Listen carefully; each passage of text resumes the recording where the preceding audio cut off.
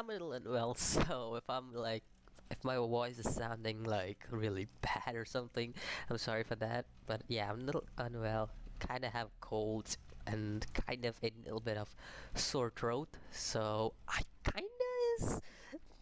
kinda in a bad shape right now. So I'm not gonna be speaking in my usual go-to voice, which I normally speak. That is my enthusiastic voice. So this episode of Goblin Slayer. If I had to be honest, my nose is leaking. Yes, that's honest. But yeah, if I had to be honest, let's just review Goblin Slayer all around. I think so. Goblin Slayer has an anime. It was a good anime. It wasn't a bad anime. It was not a excellent anime. It wasn't an average anime. In my opinion, it was a good anime. The only problem with it was the CG. Like the CG was just kind of bad looking, I would say, for Goblin Slayer. I think so they should have just animated Goblin Slayer. Then again, it wasn't that big of a deal in my opinion, even though it was a nil bad CG. I feel like it wasn't a big deal all over with Goblin Slayer. As somebody who has read up and caught up to the manga, I haven't read the light novels. I'll get into that too. Not a big problem for me. But for someone who has caught up to the manga and seen this series, I think so I'm satisfied with it because a lot of people were also disappointed when the Goblin Lord arc wasn't introduced first. But looking at how the character was developed throughout the series and looking at what the final boss for the Goblin Slayer was, that was the Goblin Lord. Like, let's be honest here, we wanted someone like Goblin Lord to be the final boss, and we wanted this to be like a whole war thing. Like, this would be the most epic way to end the season off. So I think so it was a good choice at the end because it was all this build up and everything leading up to this point. So that's why I actually liked what they did with it, because Goblin Champion, in one way or another, he is a leader in any ways, but Goblin Lord, he's someone who leads the goblins. So that's why it was good to see the progression start from Goblin, then Hobgoblin, then Goblin Champion, and then Goblin Lord. So it was all good and dandy in my opinion for what it was.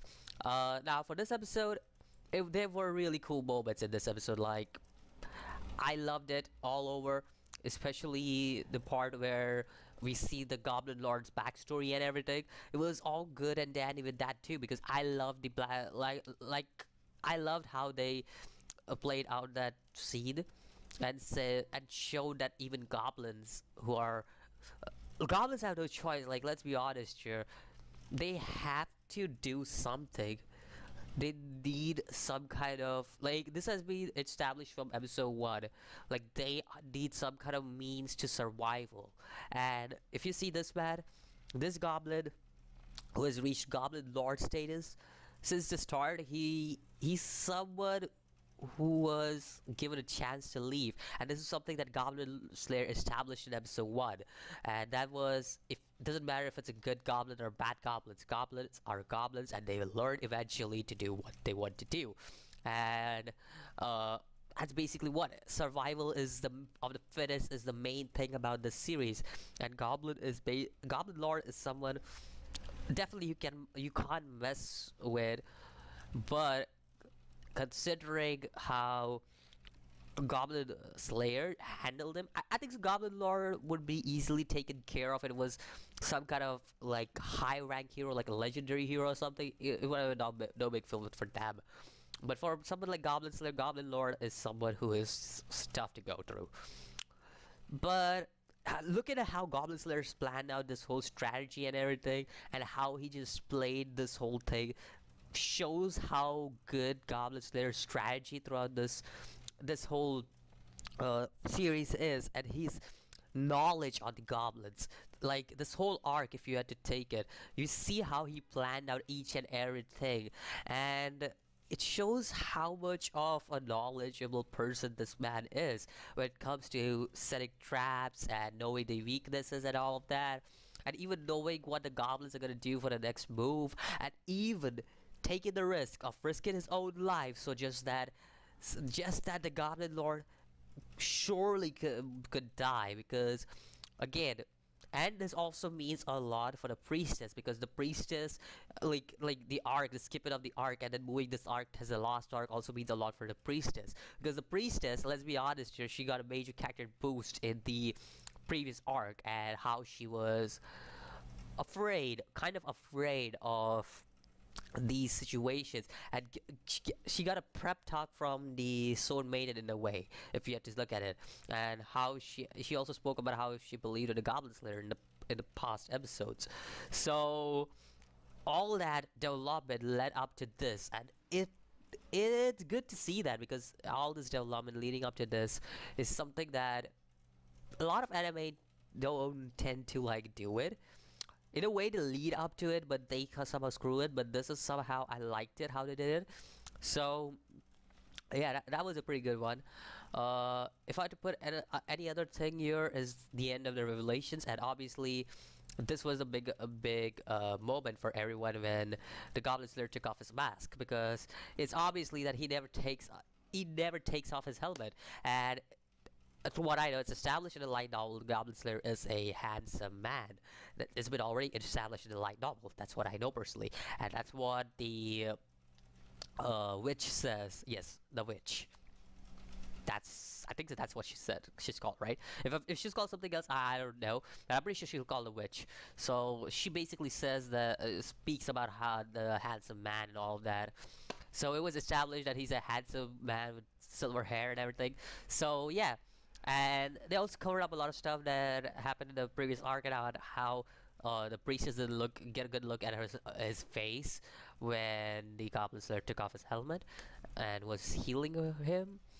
She was looking away from him. So yeah, in a lot of ways, this was all around a good way to end the series for now. It is definitely coming back, and it already says Goblin Slayer will be back. So I'm excited to see what they'll be coming out for more, because obviously they have reached to the part where the manga has reached. So yes, this is the part where up to the manga, where season 1 has been ended off with, where the manga has stopped right now, and whenever the new chapter comes out, I'll read it. But yeah, that's where it stopped. So I don't know what a light novel has hold up for me, because I'll definitely be checking out the light novels too, to see what the difference between the manga and the light novel is. But all around, if I had to put it, I'll give it a 7.5 out of 10, if I had to put it. Considering animation, character development, and all of that, I think so. These are the two main things that lacked in the series: animation and character development. Animations at points were beautiful, but at points looked nasty. And as for the character development, the Goblin Slayer as the main character, he got the least development, while in the manga, I saw a lot of character development, major character development for the Goblin Slayer. So I was kind of disappointed to see that, but other than those two, most of the things were alright. The story looked alright to me. It isn't has people make it to be outrageous and everything, because let's be honest here, we have never seen goblins in this nature. But in actuality, when you go to the legends and everything and read out the mythology and everything, goblins are supposed to be these kind of nasty creatures, and that's the reason why they hunt a goblin to begin with. What other need would they have to hunt goblins if this was not the case? Like, let's be honest here. So yeah, in the legends, if you go and read the myths and everything, that's how goblins are portrayed to be. Unlike Slime's goblin, which are more a friendly kind of goblin, if I had to put it, the goblins in the myth are more of what Goblin Slayer predicts, like shows them to be. So it's a good point, I would say.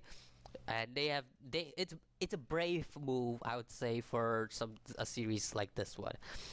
Also, I would say it's most of the times I actually like the series, to be honest, and I like the dense character that Goblin had. But at the same time, the Goblin Slayer kinda felt lacking when it comes to character development. That was the center of focus that should have been given, the main character development, because they have given the character development to most of the characters, but not the Goblin Slayer until like episode 6 or something, because that's when character development starts taking place within Goblin Slayer, and that's when we finally see him actually turn into a character. So like, not like a character other than a badass Doom guy, like an actual character. So that's the reason why I personally think that that kind of brings the bar lower for me. Or else it would have been something around 8 or something for me, because if he had a good character development, I would have given him this show a high 8 or 8.5, something like that. But it's a 7.5, to put it correctly. So yeah, I enjoyed the show. Let me know what you think about it. I'll see you guys in the next video. As always, peace.